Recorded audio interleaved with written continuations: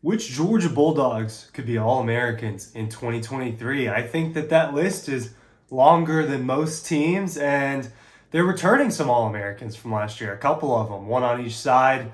So I think that Georgia could have anywhere between, I don't know, 2 and 6 All-Americans maybe. I think that's a possible feat. That's a really impressive thing to do. Bowers and Jamon Dumas-Johnson were All-Americans last year. They both return. I expect them to be All-Americans again. So I think at the very minimum, Jamon Dumas-Johnson and Brock Bowers will be All-Americans for the Georgia Bulldogs. But who else this season can have? Well, who else could have a year like that? Who else could have a year that gets All American attention? Obviously, you're not going to have too many guys just for a few reasons. One, there's just a lot of talent across the country. And two, how much production can everyone have, right? Everyone's going to be productive, but how productive can everybody be?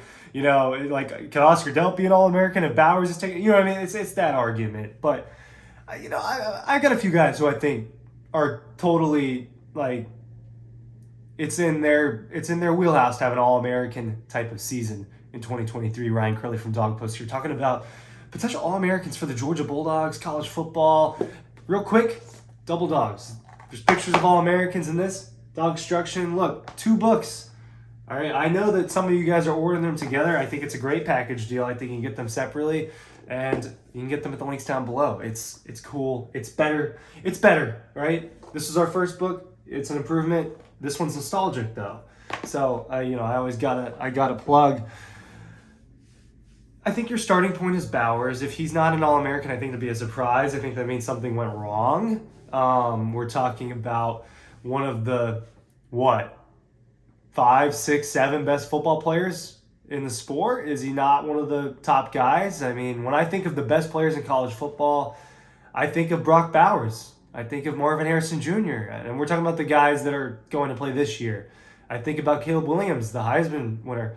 I think about other quarterbacks I think might have a good year, like Drake May. I think Quinn Ewers, if he elevates, is he in that discussion? I'm not sure. Uh, there are tons of guys. Does someone on Alabama elevate themselves? I think it'll be interesting to see from there. A guy like Dallas Turner. I don't think Dallas Turner is old enough to leave for the draft. If he is, total mistake on my part. There's some defensive guys. A lot of people are excited about. I can't pronounce his name, but the defensive end for Ohio State, and there's other ones like Jack Sawyer. So there's talent across the country. Blake Corum, running back for Michigan. For Georgia, I think that the list of guys, roughly, I think that Brock Bowers, I think Jamon Johnson, I think Smile London, the other linebacker, who Butkus season loading is kind of what I've been telling people. I think that Smile London is the best linebacker in college football. And Jamon Dumas Johnson is his partner in crime, who was a Butkus finalist and a second-team All-American last year. I think they'll both have All-American type of years. I think one of them will have Butkus. I just don't know. I think from a physical talent standpoint, Smile London really impresses me. On the offensive line, Cedric Van Prant. I think this is a guy now who is the starting center for 2 national championship teams, would have been an NFL draft pick this year, decides to come back. I think there's an All-American year waiting for Cedric Van Prant. I think that the offensive line has a lot of experience. Amarius Mims is a freak. Maybe he has an All-American type of year. Probably not, just because it'd be his first year as a starter. Malachi Starks, so we're moving over to the defense. Wide receivers, I just don't think any of the wide receivers will garner enough production, and I don't think that'll be the case for the running backs. It's different when you just have a premier guy like Bowers. I think it'll be different when we are discussing the wide receivers and we're discussing the running backs. I just don't think they'll have enough production. And then when you move over on the other side of the ball, I already discussed the linebackers between Smile and between Pop. Secondary, you're losing an All-American safety in Christopher Smith. I think that the guy that was on the other side of him all 2022 is a guy that we need to be talking about. He's one of the best freshmen this past season. He's one of the most gifted players, I think, in college football.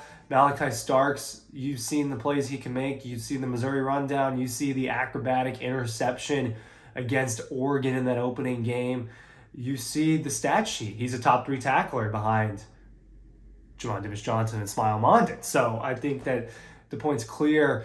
Now he's no longer a freshman. He's had a whole year. He's a national champion. He's going to be asked to do a lot more in the secondary now from a vocal standpoint. I think that an All-American season is definitely in the cards for Malachi Starks, along with a fellow former freshman, Michael Williams, the defensive end for Georgia. I think that he's a guy that probably just won't have the production for it, but I think from a talent standpoint he is. I think if there's an inside guy for Georgia, it'd be Nazir Stackhouse. I think that'd be kind of their inside guy maybe. And I think Kamari Lassiter as a corner, and Javon Bullard. I can't talk about this without talking about it. I think Kamari Lassiter and Javon Bullard. So 3 secondary players for Georgia I think are true All-American contenders. Javon Bullard from that kind of nickel, kind of star, slot corner position, where he's also a safety. He's a defensive back.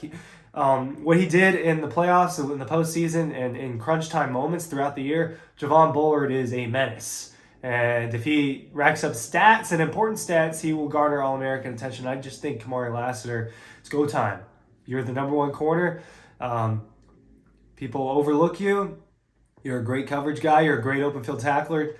Kamari Lassiter, he can come back in 24, but for Kamari, I think he probably views this as a money year. So I think that legitimate All-American contenders is the way I'm discussing it. On offense, I think Bowers and Van Pran are the most legitimate contenders. If the quarterback has a crazy year, I just don't know if Georgia's offense will be like that, whoever that quarterback is be. So on offense, I think there's 2 legitimate ones in Bowers and Cedric Van Pran. And on defense, I think 3 secondary guys and both linebackers and a couple. I think there's so this list, Georgia I think has around 8, 9, 10 guys who totally are capable of having an All-American type season. It's just a matter if they do it. And just because they didn't have an All-American type season doesn't mean that they didn't have a spectacular year, because it's a spectacular team with a lot of really good players. But I think all those guys have legit chances of having their name in one of those lists. 2 of them already have, in Bowers and Javon Dubas-Johnson. Maybe they will do it again. Ryan Curley, again. Links below. Red Zone, Dog Post, the site, which I just said, the books, all of that. Thanks for watching. Down below.